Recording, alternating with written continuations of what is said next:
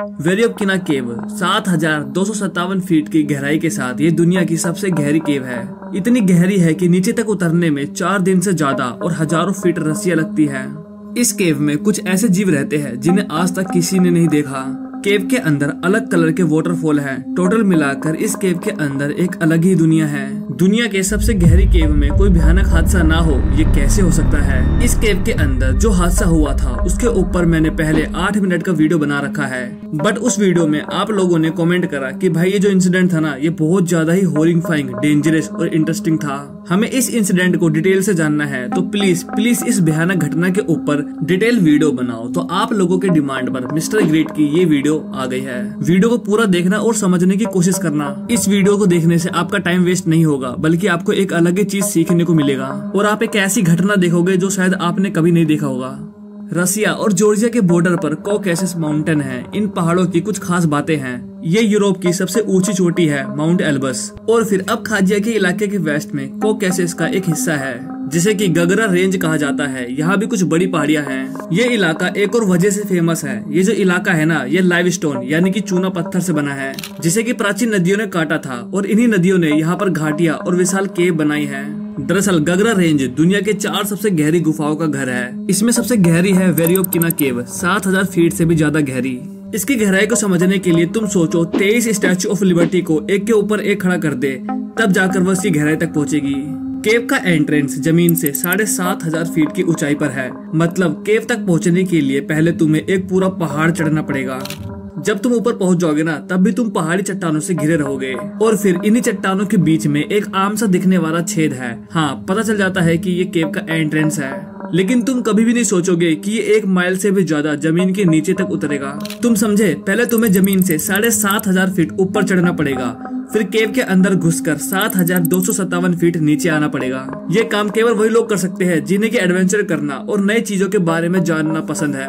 पहली बार 1968 में एक केव एक्सप्लोरर ने इस एंट्रेंस को देखा, तो वो बस 377 फीट नीचे गया और वापस आ गया। फिर 1983 में मॉस्को के पेरोवोस्पेलियो क्लब के अलग केवर्स ने दोबारा इस केव को खोज निकाला। इस टीम का नाम याद रखना, क्योंकि आगे इन्हीं के साथ सब कुछ होगा। अगले 3 सालों तक कई अभियानों ने इस केव की गहराई को 1400 फीट तक पहुंचा दिया। साल 2000 तक ये बंद रहा। साल 2015 में इस टीम ने वेरियोकिना केव को गंभीरता से एक्सप्लोर करना शुरू किया।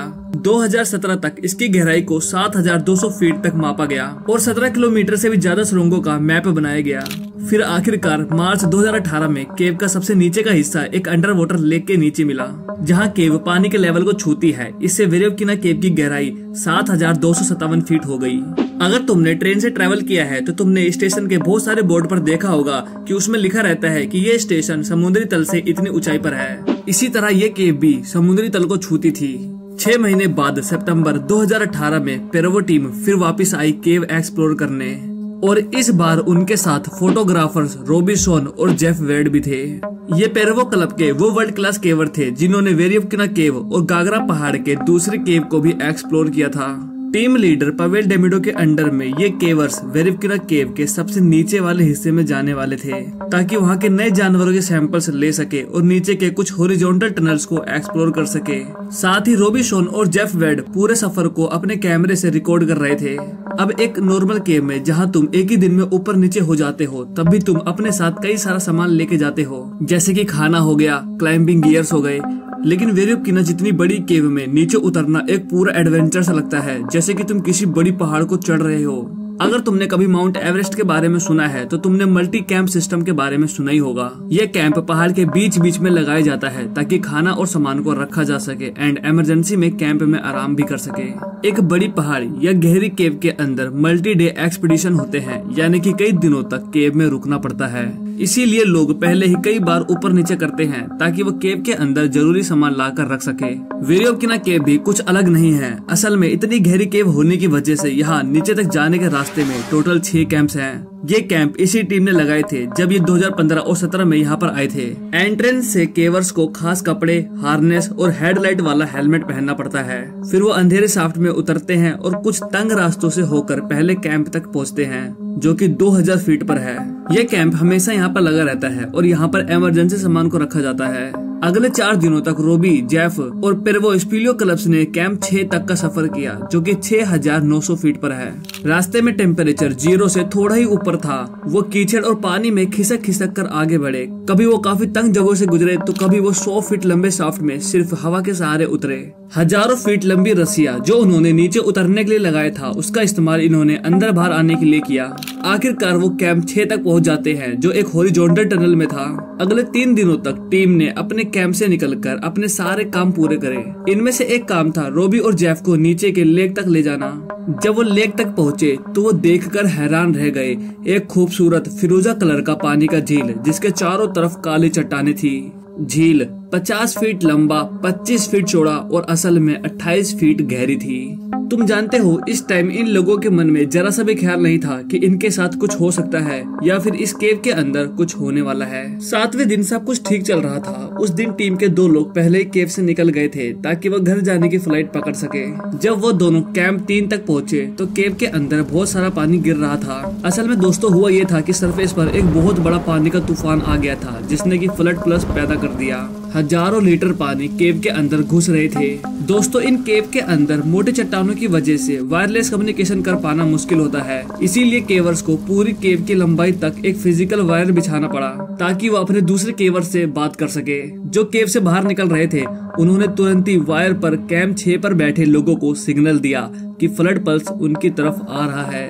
दोस्तों, कैंप 6 पर बैठी टीम को पहले तो कोई ज्यादा चिंता नहीं हुई, क्योंकि फ्लड पल्स उनके लिए आम बात होती है। पेरवो ग्रुप वर्ल्ड क्लास है। इन्होंने पहले से ही कैंप 6 को एक ऐसे एरिया में लगाया था जो पानी के रास्ते से दूर था।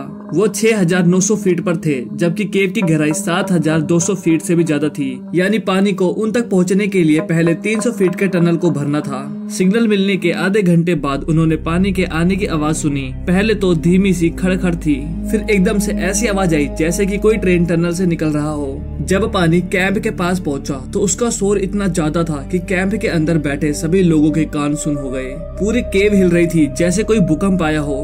रोबी कैंप के अंदर नाश्ता बना रहा था। जब ये शोर आया तब बाकी लोग अपने कैंप से बाहर निकले ताकि वो तूफान को देखे। जब उन्होंने अपने हेडलाइट को वर्टिकल शाफ्ट की तरफ घुमाया तो वहाँ से पानी का एक जोर का फाउंटेन गिर रहा था। ये देखकर रोबिन का मुंह खुला का खुला रह गया।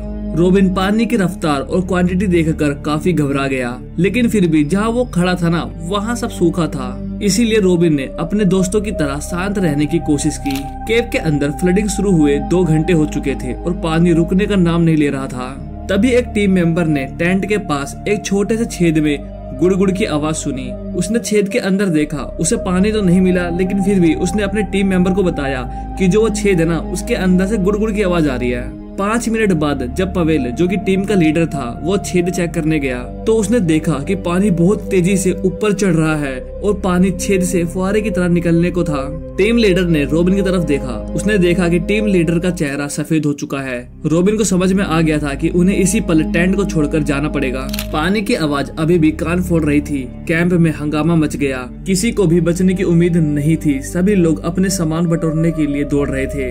रोबिन ने एक कठिन फैसला लिया। उसने अपना सारा कैमरा का महंगा सामान और पर्सनल चीजें वहीं छोड़ने का फैसला लिया, जो कि लाखों रुपए का था। उसे पता था कि अगर वो ऊपर चढ़ते हुए स्लो हुआ तो उसकी या फिर किसी टीममेट की जान चली जाएगी। उसने कैमरे से सारे मेमोरी कार्ड निकालकर अपने एक जिप लॉक बैग में डाल लिया। कम से कम उसने अपनी ली हुई तस्वीरों को तो बचा ली। इसके बाद उसने अपने टीममेट्स को आवाज देकर बताया कि वो और जेफ ऊपर चढ़ने के लिए जा रहे हैं। और फिर वो कैंप 6 से बाहर निकले और वर्टिकल शाफ्ट की तरफ बढ़े।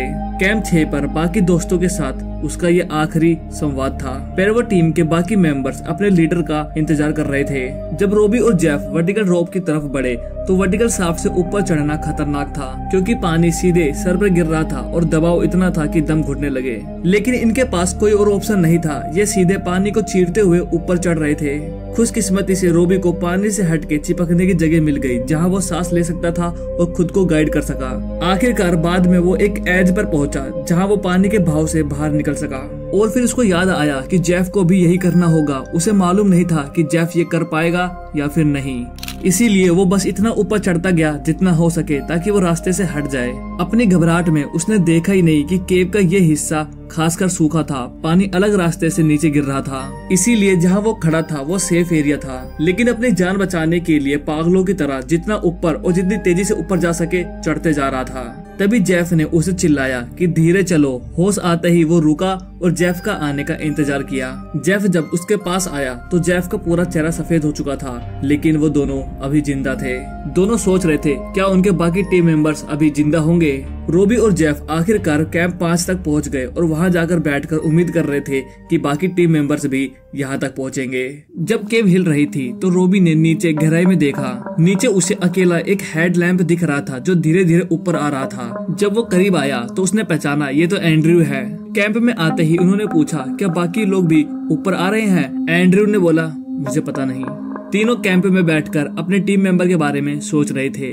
नीचे पवेल के छेद से वापस आने तक वो जो पुल जहाँ से रोबी और जेफ गुजरे थे वो पूरा डूब चुका था। जब वो लोग ऊपर चढ़ रहे थे जब तक नीचे के सारे रास्ते पूरा पानी में डूब चुके थे। फिर एंड्रयू के आने के 15 मिनट बाद नीचे शाफ्ट में 5 और लाइट दिखी जो ऊपर आ रही थी। एक करके एक टीम के बाकी 5 मेंबर्स भी कैंप 5 तक पहुंचे। रोबी ने उन्हें डूबे हुए रास्ते से ऊपर आते हुए देखा और सोचा कि ये लोग कितने स्ट्रॉन्ग हैं। एक टीम मेंबर तो अपने हार्नेस में एक स्टोव और 4 बैग लेकर ऊपर आ रहा था। रोबी ने सोचा शुक्र है वो और जेफ पहले ही ऊपर आ गए, अगर वो लास्ट में आते तो शायद वो मर जाते।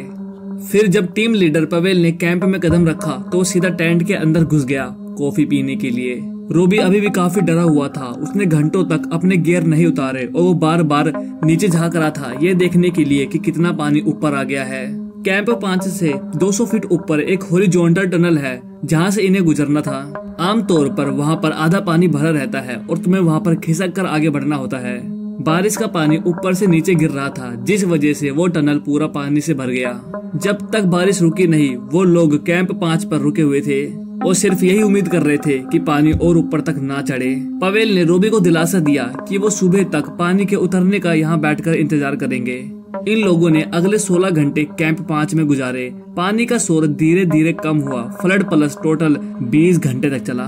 फ्लड पल्स 1 हफ्ते तक बारिश और एक बड़े तूफान का नतीजा था। 1 हफ्ते की बारिश ने जमीन को पूरा गीला कर दिया था, इसीलिए जब तूफान आया तो पानी पूरी जोर से वेरिबकिना केव के अंदर घुसने लगी। जब बारिश खत्म हो गई तो इन लोगों ने कैंप 5 के पास एक और कैंप लगाया और फिर इनको जो काम करने थे इन लोगों ने वो सारा काम पूरा किया। नए रास्तों को एक्सप्लोर किया, उनका मैप बनाया, केव के अंदर नए जानवरों के सैंपल्स को लिए और कैमरा बर्बाद होने के बावजूद भी इन लोगों ने अपनी सारी तस्वीरों को बचा कर रखी। लेकिन वेरिबकिना केव में ये आखिरी हादसा नहीं था। अगर तुम वीडियो के इस पार्ट तक आ गई हो तो मैं तुम्हें बता दूं कि ये स्टोरी अब और भी ज्यादा इंटरेस्टिंग होने वाली है, क्योंकि अब इस टीम को वो चीज मिलने वाला था जिसको देखने के बाद पूरी दुनिया हैरान रह गई। 3 साल बाद 4 अगस्त 2021 को वही पेरोवा टीम वेरिबकिना केव में काम करने के लिए वापस आई। वो पहले की तरह नीचे उतरे, लेकिन 1300 फीट पर उन्हें एक जूता मिला। टीम को कुछ समझ में नहीं आया ये सामान एंट्रेंस से इतनी गहराई तक कैसे गिरा। अगर तुम मान लो कि कोई इंसान इस केव के पास से गुजरा और गलती से उसका जूता नीचे गिर गया, लेकिन फिर भी जूता 1300 फीट तक कैसे गिर सकता है। मतलब कोई ना कोई तो इस केव में आया है और गहराई तक गया है। टीम और नीचे गई पहले कैंप तक, उसके बाद वो दूसरे कैंप तक गई और फिर 3600 फीट पर दुनिया की सबसे गहरी केव के आधे रास्ते में उन्हें एक इंसान की खराब बॉडी मिली। उसने ट्रैकिंग बूट्स और हेलमेट पहने हुए थे। उसके पास 2 मोबाइल फोन थे और वो उसी रस्सी में फंसा हुआ था जिस रस्सी से वो नीचे उतरा। बॉडी की हालत देखकर लग रहा था कि वो कई महीनों से यहाँ पर पड़ा हुआ है। केव के अंदर उसकी पहचान नहीं मिली, लेकिन अथॉरिटीज ने मिसिंग पर्सन डेटाबेस से उसका पता लगाया। वो था 37 साल का सरगाई कोजिरेव। वो रसिया से था। सरगाई एक पैशनेट आउटडोर मैन था। वो अकेला जंगल एक्सप्लोर करने के लिए जाया करता था। 1 नवंबर 2020 को उसने अपने घर वालों को अलविदा कहा और गागरा पहाड़ की तरफ निकला। उसने अपने घर वालों को ये भी नहीं बताया था कि वो कहाँ जा रहा है। उसके फोन में मिले डॉक्यूमेंट्स और स्क्रीनशॉट के मुताबिक सरगाई इस ट्रिप का प्लान कई सालों से बना रहा था। उसने प्राइवेट टीम के कैंपेन के मैप को प्रिंट किया था। पहले सरगाई पूरा पहाड़ चढ़ा और केव के एंट्रेंस तक पहुंचा। उसने केव के एंट्रेंस पे एक रस्सी बांधी और केव के अंदर घुसा। प्राइवेट टीम से जमा की गई जानकारी का इस्तेमाल करते हुए उसने अपना सारा सामान 3 बैग में भरा और पतले रास्तों में खिसक खिसक कर ले गया। फिर वो रस्सी के सहारे कैंप 1 तक पहुंचा और अपना कुछ सामान वहीं छोड़ दिया। जो पेरवर टीम को बाद में मिला और फिर ऑलमोस्ट सीधा दूसरे कैंप तक पहुंच गया। उसके मिले सामान से पता चलता है कि उसने 1 हफ्ता सेकंड कैंप में बिताया। इससे पहले कि वो केव के और भी नीचे उतरा, सेकंड कैंप से आगे चीजें और भी कठिन होने लगी। कैंप 2 से नीचे वर्टिकल शाफ्ट में उतरने में टेक्निकल चैलेंज आते हैं। साथ ही केव उस पॉइंट के बाद काफी ज्यादा गीला हो जाता है। जैसा कि हर केवर जानता है, सही इक्विपमेंट बहुत जरूरी होता है केव के अंदर। ये साफ पता नहीं चला कि सरगाई के साथ आखिरी पलों में क्या हुआ, लेकिन ऐसा लगता है कि उसको समझ में आ गया था कि उसके पास जो इक्विपमेंट है वो उनके साथ नीचे नहीं उतर पाएगा। शायद उसी समय उसने वापस लौटने की कोशिश की होगी, लेकिन वो पहले ही एक ऐसे एरिया में उतर चुका था जो टेक्निकली बहुत ज्यादा कठिन था। सरगाई के पास हाथों के लिए असेंडर्स तो थे, लेकिन पैरों के लिए स्टीरप्स नहीं थे। दोस्तों, ये दोनों वो इक्विपमेंट है जिसके थ्रू केवर रस्सी पे चढ़ते हैं। केवर कभी भी अपने हाथ और पैर से रस्सी नहीं पकड़ते, बल्कि वो इन उपकरणों को अपने हाथ और पैर पर पहनते हैं और इनसे रस्सी चढ़ते हैं। लेकिन सरगाई के पास वर्टिकल शाफ्ट में चढ़ने के लिए कोई पक्की पकड़ नहीं थी। उसने कई बार बाहर निकलने की कोशिश की होगी, लेकिन ठंड और थकान के बीच आखिरकार वो सो गया और फिर वो कभी नहीं उठा। जब टीम को केव के अंदर ये लाश मिली तो टीम केव से बाहर निकली और रेस्क्यू टीम को इसके बारे में बताया।